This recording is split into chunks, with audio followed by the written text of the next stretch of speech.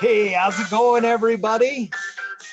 Welcome to Real Raw Health with your hosts, Nikki Burnett of Taste Life Nutrition and Matt Rowe of Parsley Pet. During this show, we are talking about your pet's health, raw feeding, and the health our pets bring to us with love. And a little human health as well gets dabbled in there because we can never stop not talking about that.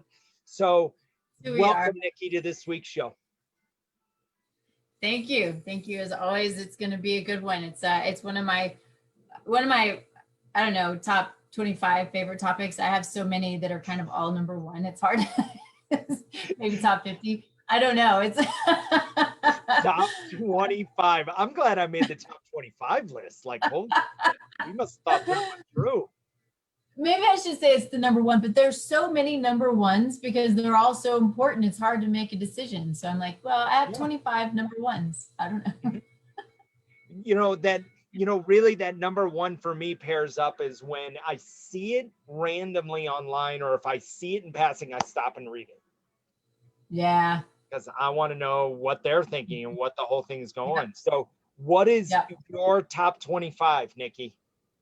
Oh man, you're gonna put me on the spot. So food, inflammation, sugar, let's see, epigenetics, what else? Dogs. And I don't want to put you on the spot too much. Like, I was really talking about like what's the show about today? What are we going to talk about? Oh, well, that was you made it harder than it. I made it harder than it should have been. So yeah, you and I share the same similar. This is why we do this show together. Yeah, when you were going through your list, me like, yep, that's one's on mine. Yep, that one's on mine. Yeah, I know. It's so silly. So inflammation, and is inflammation killing my dog? It could be a really short show. You say yes. Yeah, it's inflammation killing all of us. Yeah, slowly. Exactly. Yeah. So let's take a step back. So inflammation, how does it start? Like, where does inflammation come from? Why am I inflamed, and why is my dog inflamed? It's a tough question because there are so many factors that come into inflammation, right? So we can look at this for humans. We can look at this for any animal, really. So, inflammation can come from environmental factors. It can come from stress. It can come from bacterial overload. It can come from the wrong food. It can come from so many things. Mm-hmm. But we look at inflammation, it's really kind of the beginning of disease. Everything, whether it's depression, anxiety, these things come from inflammation. But we got to know why. Even if you have depression or anxiety, and dogs have anxiety, right? Mm-hmm. There's inflammation, but then you want to ask why. Why is there inflammation? Inflammation just doesn't come because I'm just inflamed. It's just the way that it is. Right. Inflammation happens due to a factor or multiple factors that are creating the inflammatory process, which is a biochemical cellular response to whatever is happening. You might call it a cell danger response. If you study biochemistry at all, there's the cell danger response. And once you have this cell danger response, this is kind of a little bit along down the road or down the inflammatory pathway, but it's kind of once you start getting those symptoms, whatever the symptoms are of the inflammation. So could it be, anxiety is a symptom, pain is a symptom, GI distress is a symptom, depression is a symptom. And so what we have to think about for our dogs is, if you hear me knocking, it's your body saying, hey, I need you to wake up. There's something going on. I need you to pay attention now. Mm-hmm. And it's not about, okay, I need to squash the inflammation with a non-steroidal anti-inflammatory, or I need to, go take Prozac, which is they give it to dogs too, right? For whatever, symptom, because we're not deficient in ibuprofen. We're not deficient in Prozac, we're not deficient in drugs. We are deficient or overloaded. We're deficient in nutrients or overloaded with bacteria, parasites, and I'm saying this literally because it can go both sides, the animals, dogs, or us. Now, is when we get inflamed and we have inflammation coming, is that really our immune system trying to protect us? Using the Yeah, it's an example immune that, response. yeah, Mhm. like if I scratch my arm right here, it would turn red. That's really just my immune Yeah. system dealing with an abrasion on my skin, the largest organ. Yeah. So you have what would be considered an inflammatory cascade. So you have all of these, um, you, uh, let's just call them molecules, because there's so many parts of the immune system that are coming in to, help that whatever that problem is. Right. You have this inflammatory cascade that comes in, and it's intentionally inflammatory. So we have to have inflammation to some extent, right? It's the way that we're built in order to allow us to heal.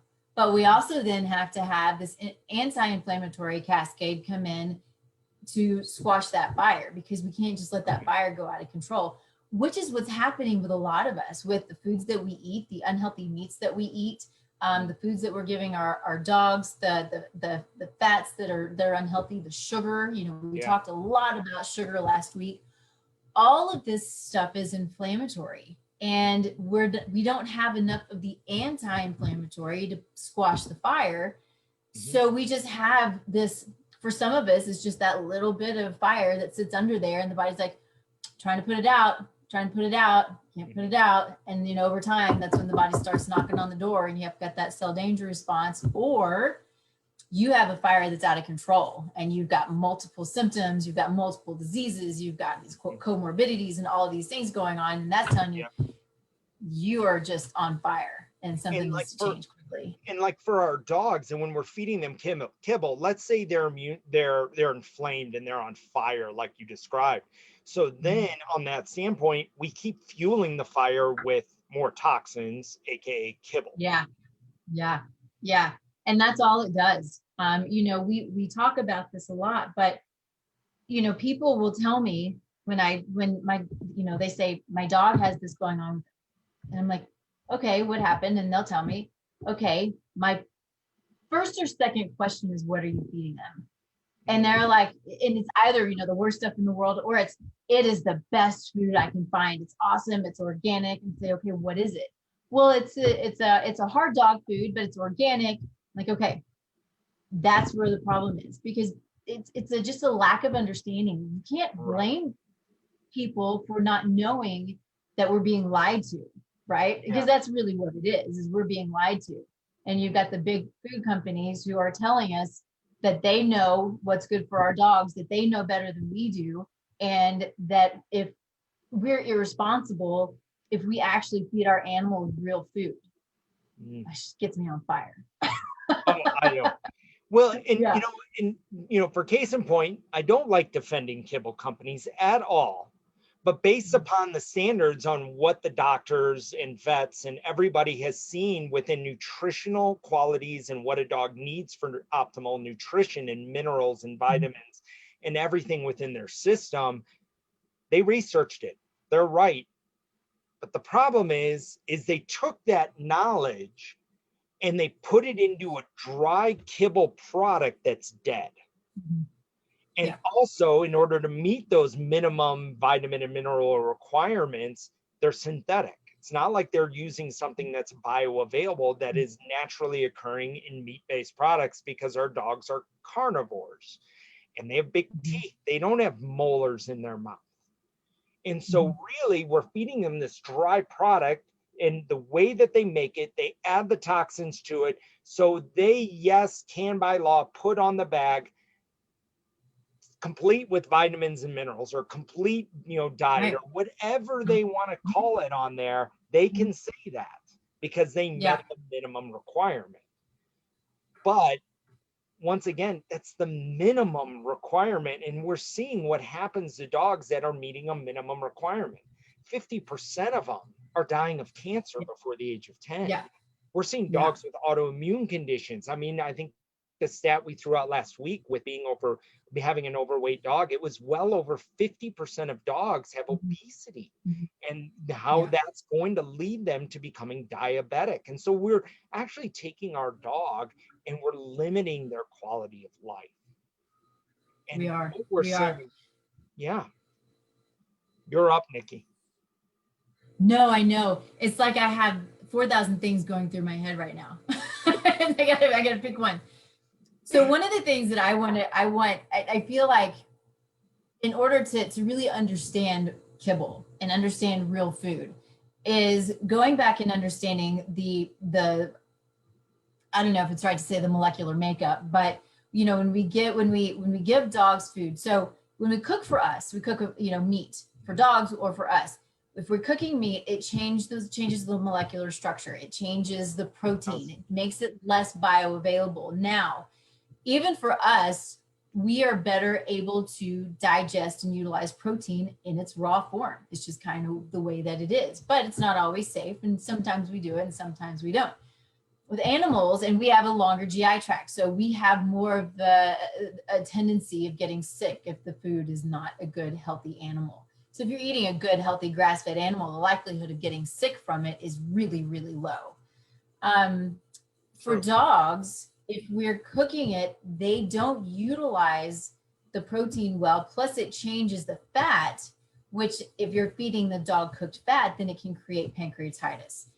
Yes. Then going back then to thinking about kibble and the fact that it's cooked at such a high heat, which on another note creates a minimum of 1, potentially 2 carcinogens, but it changes that protein structure. And so it's not very bioavailable to them. So then what do? They go in on top of that and they're putting in, and this came from you, Matt, because I, you know, researched it a couple of weeks ago because I wanted to see it for myself. But then they go in, they're putting, no, not at all. I just wanted to see it.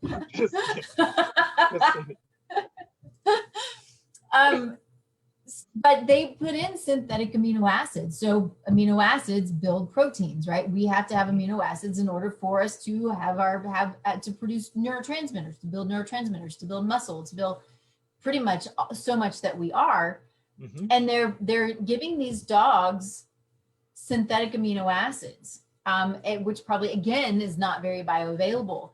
Right. And then what I learned when we were talking, because we were actually on a Zoom call talking about it, was that these synthetic amino acid companies are now petitioning to put their synthetic amino acids into organic foods, which means then it's not organic, but they're continuously trying to change and to manipulate. And if we just take back taking care of our own, right, and not depending on others to take care of us, because we know what's right. If we don't know what's right, then we go find it, which is why we do what we do. But right.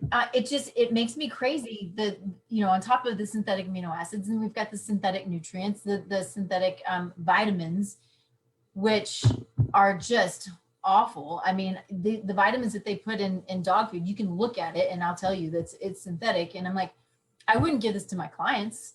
I would throw this away. I mean, I've done that. They've come into my office. I'm like, I'm going to throw this away. Okay. Mm-hmm. Yeah, away. Don't take this anymore. Yeah. Yeah. It's not worth it. It's not worth just taking it just because you spent the money on it when it's damaging and detrimental to your health. And we know that we all know if you've had a pet that's sick, man, it pulls at your heart because they don't have a voice. They can't tell you what's making them sick. They can't tell you what they ate before. They can't tell you any of this. And so you're flying blind at some point. And that can be the worst part about it, is that, yes, it's like, am I doing this right? Am I doing this right? And then you go on and you do a little bit of research on the internet and you get flooded with information. You wind up watching our show, more information getting at you. You're going to your vet, and your vet is learned that information from a specific source, from Mars and Purina, which is the big pet food companies. That's why you see a wall at the pet store is selling Purina, because Purina knows if they can sell through their vet, that'll increase their sales numbers and their validity and all of this. And then they realize if they got on top of training the vets on this information, that once again, they had validity and the ability to keep pushing what they do. Because nutrition is comprehensive. That's why, you know, you look at what you do, Nikki, there is a specific role when it comes to nutrition and feeding ourselves, because we look at what we put in our bodies is the first point of our health and our first Mhm. point of our nutrition, then everything else. If I eat something bad, I get inflamed. If our dog eats something bad, or if our dog has an excess amount of kibble that it's been digesting and it's inflaming their stomach, it's keeping them from absorbing maybe some of the vitamins and nutrients that they really need in order to live happy and healthy. On it, Yeah. just one point, and I'll do it very simply. If you really want to take a look at whether or not my dog is healthy, is I pet them. I feel their coat. And if Yep. their coat is wiry and dry, and you can tell it's not right, then I want to start saying and look at it and say, okay, I need to pay attention to Leo's health a little bit better. Yeah. But when I pet him and it's soft, like I put it in the category, it's almost like puppy again. Like Yeah. it's soft fur. I Mhm. know what I'm feeding them is right Mhm. because it's showing up externally on the outside of their body. So yeah, I Yeah. mean, this goes into what we eat and what we consume. I mean, the only way to get minerals inside your body is what you eat. You Mhm. can't get it from the sun. Yeah. You can't get it from anything around Mhm. us. But really, the Right. main basis of minerals comes from food. Mhm. Yeah.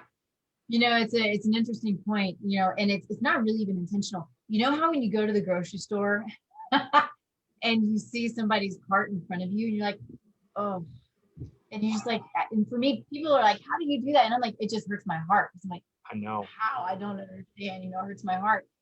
If I go to the dog park, if I go for a walk or something, or somebody brings their dog to me because they need some guidance, and I look at the dog, and the first thing that I see is, I mean, dogs shed, right? But sort of what looks to be an excessive amount of shedding, little white flakes, things like that.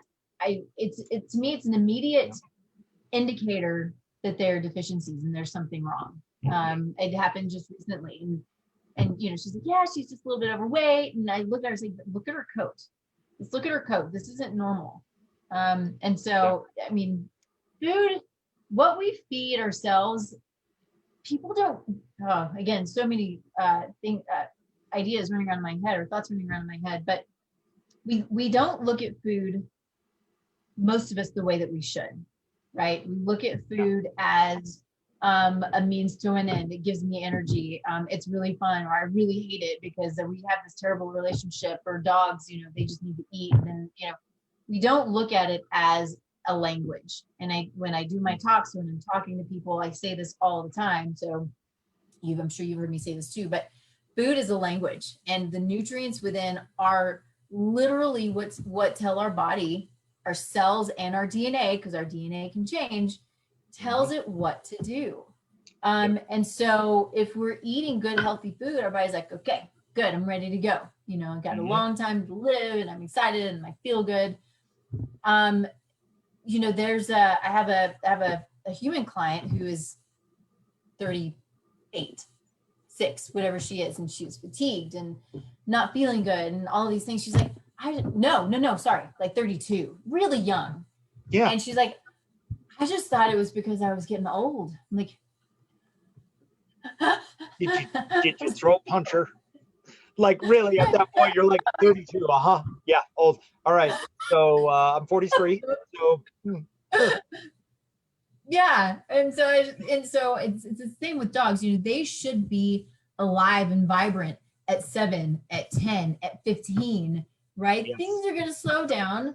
But what we have to remember, dogs are meant to live to 30, 20, give or take. Yeah. And shoot, they have a dog out of I think the dog has now passed away, but there was a farm dog in Australia that was 30 years old. I think 36. 36. Is what I remember reading is 36. It was crazy how long this dog had lived. Really? But when they talked to the farmer, and the farmer's like, I don't know, he just eats what's around. And that dog is eating placenta, animals that are on, and raw milk, and it's really, and probably some of the farmer's lunch, and every once in a while going in that. But this is what shortens our lives, is some of the foods that we eat. I mean, watch the movie about the guy that eats McDonald's every day for 30 days. Oh, yeah. And how the Yeah. doctors at the end of it That's are like, you have to crazy. stop or you're going to die. And Yeah. all In he 30 days changed, too. It's just amazing. crazy. And that's all he Mhm. changed was his diet. So you look at our animals that we have Mhm. 100% control and choice. And I think this is why Nikki and I are so passionate about it, is we need to be the voice of our animals, and we need to go out there and we need to speak for them. We need to shop for them. We need to make these decisions for them, because they're not going to make it themselves. They're going to eat out of necessity and hunger. And we can feed them either something that is going to cause inflammation, or we can feed them something that's actually going to help them thrive and live longer. And it's really just along the basis of what were they genetically designed to eat. And so when you look at Dr. Karen Beckner, Rodney Habib, our vet, Dr. Lori Kozer, like you start talking to some of these vets, Dr. Judy Jasek, they are talking about how raw is really the next movement that needs to happen for the health of our dogs. And Yeah. to feed your dog raw is not overly complicated, but the best way that the quickest way and the best way that it was told to me was, imagine your dog is wild and he catches a rabbit. He's going to eat Mhm. the rabbit. He's not going to cook the rabbit. He's not going to only pick the parts that he likes out of the rabbit. He's going to eat the rabbit. And so what does Yeah. it have? Bone, organ, fur, and muscle meat. And those are all the levels. And so many people that start a raw diet, they'll tell me, I'm feeding them chicken. And so you really Right. want to, Exactly. like, what you're missing, Yeah. bone and There's organ, more. because that's bone is where they get their Mhm. calcium, and organ meat is where they get their iron from. And without a balance of all this, then the other pieces can't Yeah. come in. So really, to reduce inflammation, if you have a dog that has inflammation or showing signs of inflammation, Mhm. and this could be from for example, joint issues. So if you're got a dog like a Labrador on glucosamine because their joints are starting to get stiff, and it is really because there's inflammation around the joint area. And it can be Right. caused by an injury, or sadly, it can be caused by food and what they're eating. Mhm. And so we're aging them faster, so their joints are going to hurt more. So let's just take that case in point. Let's say you have a Labrador, and my Labrador is now seeing joint pain and glucosamine, and they're wanting to put them on Rimadyl, and they're wanting to start setting up and starting to medicate your dog. Think about what you're feeding your dog, and think about what it is that could be causing inflammation inside your dog, because if you've watched our show long enough, by going to a raw based diet, you are going to decrease the incidences of inflammation inside your pet. Yeah.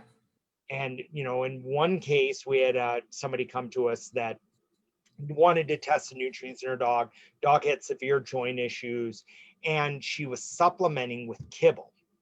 So she'd feed a little Mhm. bit of raw chicken and then supplement with Mhm. kibble. So really the Yeah. dog's diet, and our vet came in and did a diet consultation with her. They changed the dog's diet, and it was in a matter of about 8 weeks that all of a sudden the dog started running again, and Mhm. took the dog off of the medication.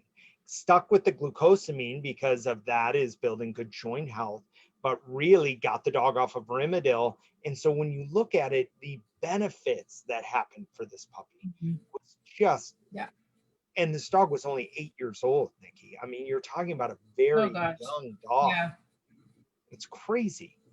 So Yeah. for I'm making myself everybody some notes. out there that's watching us now, what are some things that they can do to start removing the incidences of inflammation in their life and in their puppy's So life? first off, one of the things that I'm going to go back to make sure that we're really clear about this, because there is this misconception that the only mineral that we need is calcium, when we are in need of all of the minerals, right, in different amounts. And so Right. for a dog, the eating bone is everything that they need. It's all of the minerals. Your bone is not made of calcium. It's made of calcium and magnesium and boron and all of these, Mhm. You've got K2 as a cofactor and vitamin D and all of these things that help to build bone. But that's what dogs need. They have to have bone for their full minerals. I also, in my dog's water, I give them a trace mineral supplement. And so I just put that in their water so they get some trace minerals as well. Sure. And I wanted to make a point about the Rimadyl. The reason we take ibuprofen, so Rimadyl, ibuprofen, same thing, doggy ibuprofen. The reason we take it is it's a non-steroidal anti-inflammatory. So it decreases inflammation for a period of time, but it's a cover-up.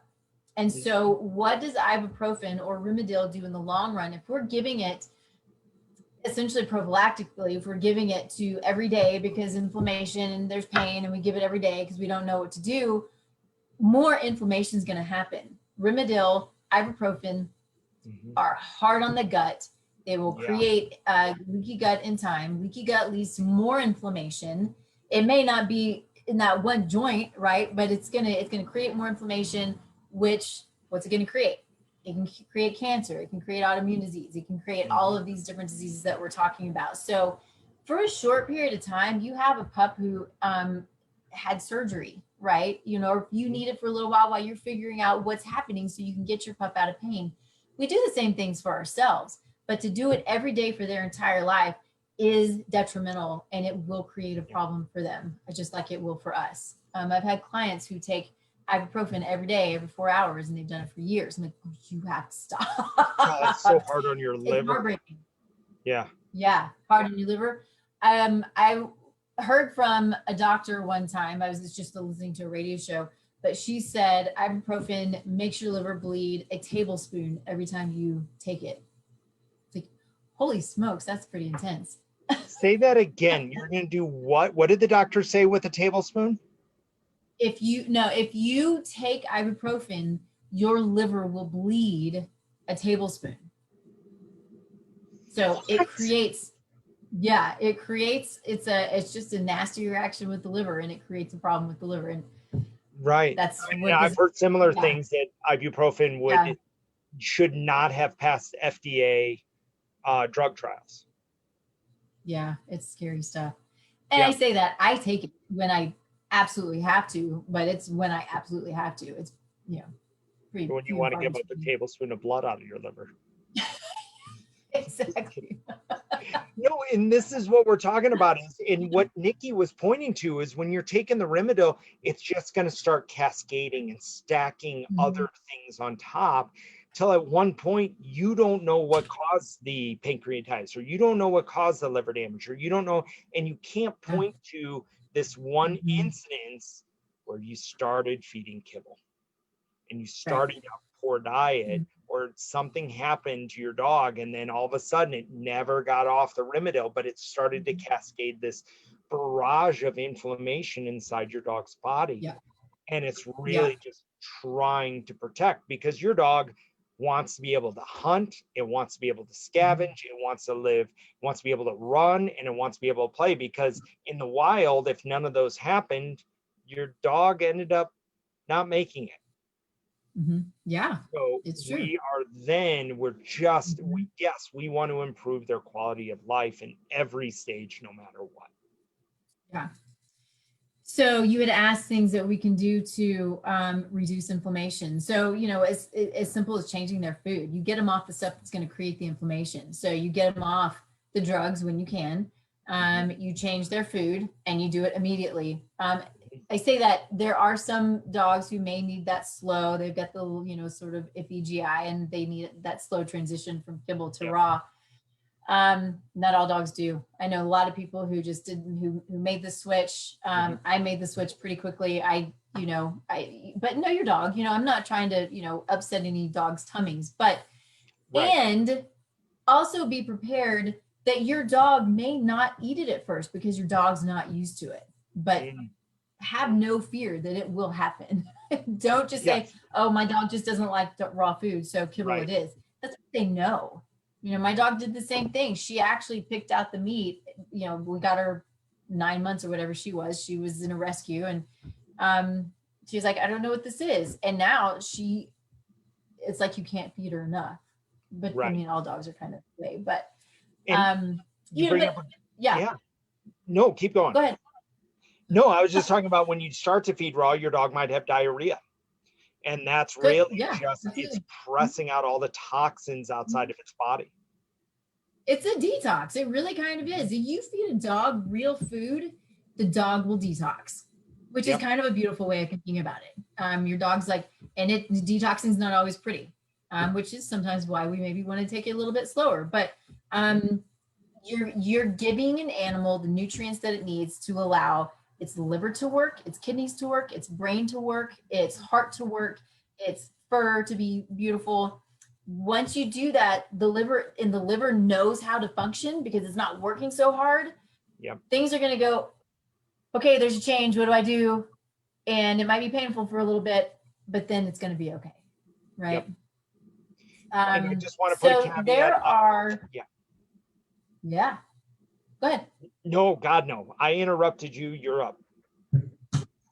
No, it's fine. It's just a conversation. But yeah, if you have a caveat to that point, I think you need to make it.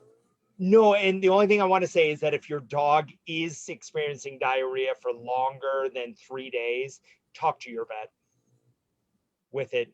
And so it might be some time with it. So yeah, don't think that, on that kind of side, but definitely you're wanting to see that transition. You want to see that stool change a little bit, but definitely talk to your vet, but talk to a good non-conventional vet that is understanding raw feeding, that can help guide you, like a Dr. Judy Jasek or a Dr. Lori Kosher. Yeah, it's always important, in whatever situation we are, whatever we're doing, we always want to watch them as much as we can. We want to, it's not fun, but we want to watch and look at their poop and see if their poop's normal. We want to make sure that they're feeling okay and that they're not throwing up, and, just kind of keeping an eye on things. We don't have to, just always look at them. But yeah, if something seems out of the normal, then don't wait. We always want to address it as soon as we should. We don't want to be over the top, but we don't want to go, oh, everything's fine, and then it's not. We can't anticipate every situation, and we can't cover every situation in these talks, and it's important to remember that this is very general conversation, but we've had a pretty significant amount of experience in what it is we're talking about without being vets. Neither one of us are vets, but we have good experience and a lot of good research behind us. Mm-hmm. And I think the only thing, just kind of going back to what you had asked, outside of food, things that we do, I give my dog fish oil every day. It's not a doggy fish oil. Most dog supplements I don't trust. Depends on what it is, but I give him the best fish oil that's on the market, that I give to me, that I give to my husband. I give fish oil because it's anti-inflammatory. If we're giving an inflammatory food, or even if we're feeding raw, but we're not feeding pastured animals, they're going to be higher in some inflammatory markers, just because that's what they are. That's how they're made. If we're eating animals that are not grass-fed, that are not on their natural food, they are naturally more inflamed, and they're going to have higher, if you don't know it, it's higher omega-6. So fish oil is omega-3 and helps to balance out that pro-inflammatory, anti-inflammatory process, because we need both, but we don't need constant inflammation, right? Turmeric is great. I think turmeric is a great product for animals. I've given to my dogs. Going back to a client right now, a human client, but she's got lots of inflammation. She's got other things too. But I'm like, first thing we're going to take all of these things to put the fire out in multiple different pathways. And there are things that put fires out in different pathways. So we're going to crush it as quickly as we can. And then we move on to other things. And so this is where supplementation comes in. If you have a dog who's eating, lots of kibble and is really sick and things like that, you want to be careful, see somebody who knows, but squashing that fire as soon as possible is what's really, really important. Yes. That is awesome. So Nikki, thank you today for this show. Yeah. This was like really big, and I love the way that we're going and how we're talking more about the health and all those other pieces. And really, we are just passionate about helping you. So Nikki, what is the best way for everyone to get a hold of you? Taste Life Nutrition is the website. I am on all of the social media, and about to be more so because we're creating a course, which I'm super excited about. So Oh yeah. for humans, all of these things are covered. We talk a lot about the biochemistry and the inflammation. We talk about cognitive health, and it's a really fun course. So we're just starting to the very edge of starting to push that. So I'm really excited about that. So stay tuned for that. Awesome. Yeah, good stuff. Congrats. And Like you, I love Parsley Pet. It's amazing. oh yeah, well, Parsley Pet is good, but I just want to say how excited I am for you in launching this course. This is going to be awesome and really allow somebody to engage on, at some point, I don't know how good people can feel. Like, I don't think they know how good they can feel. They don't. And they I get hear that used to it regularly. Yep. It's true. It's And true. that's People awesome. don't, and people say that all the time. And like, okay, I mean, it's good, but it makes me feel bad. I'm like, why did you feel so bad? Let's not feel bad anymore, And Right. then it's good to feel good. It's nice. You want to have energy and be able to do all the things you want to do in life. It's a beautiful life. It is, and we get a really good shot at this one. And so what's awesome is now we can make those little changes and adjustments and habit differences that really allow us to live this optimum health. And that's stuff that we're trying to do over here at Parsley Pet too, is we want to give you the information on exactly what you need to do. Because as you step into raw feeding, that doubt, am I doing it right? Or you talk to somebody and they're like, oh, they're going to get this, or this is going to happen.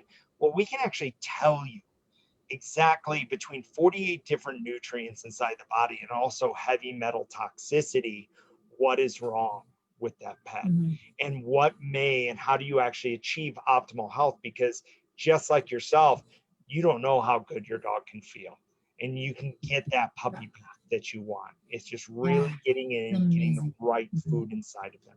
So thank you very much, Nikki, for today, for the show. I really appreciate it. Thank you. It's amazing as always. You are awesome. Everybody have a great day, and we'll talk to you soon. See y'all next week.